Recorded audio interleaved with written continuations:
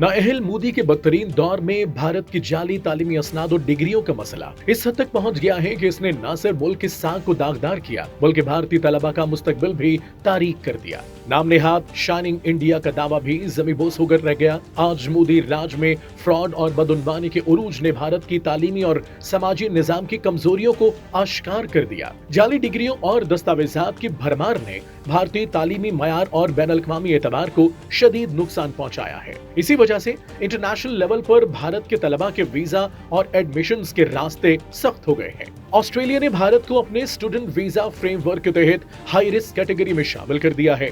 नई दर्जाबंदी के अकॉर्डिंग भारतीय तलबा की माली हैसियत, तालीमी पस मंजर और अंग्रेजी जबान के टेस्ट को ज्यादा सख्ती से परखा जाएगा। टाइम्स ऑफ इंडिया के मुताबिक ऑस्ट्रेलिया के इंटरनेशनल एजुकेशन एसोसिएशन के चीफ एग्जीक्यूटिव फिल हनीवुड ने भी जाली डिग्रियों के मामले को संगीन करार दिया है। अमेरिका, बरतानिया और कनाडा में जाली तालीमी दस्तावेजात की वजह से एडमिशंस न मिलने वाले तलबा की बड़ी तादाद अब ऑस्ट्रेलिया का रुख कर रही है। भारतीय पुलिस ने भी अब तक जाली डिग्री माफिया से 100 करोड़ रुपए मालियत से जायद की जाली असनाद जब्त कर ली हैं। ऑस्ट्रेलवी सेनेटर मैल्कम रॉबर्ट ने भी इस मसले पर शदीद तशवीश का इजहार किया है। माहिरीन के अकॉर्डिंग तालीमी निजाम में फ्रॉड और जाली डिग्रियों में इजाफे ने भारत की बैनुल-अक़वामी साख को बुरी तरह मुतासिर किया है। मोदी हुकूमत की धोखाधड़ी और बदउनवानी ने अमेरिका, बरतानिया और कनाडा के बाद ऑस्ट्रेलिया को भी अपने दरवाजे बंद करने पर मजबूर कर दिया है, जिसका खुमियाजा भारतीय तलबा भुगत रहे हैं। भारत में तालीमी फ्रॉड और जाली डिग्रियों का ये मसला न सिर्फ तलबा के मुस्तकबिल को तारीक कर रहा है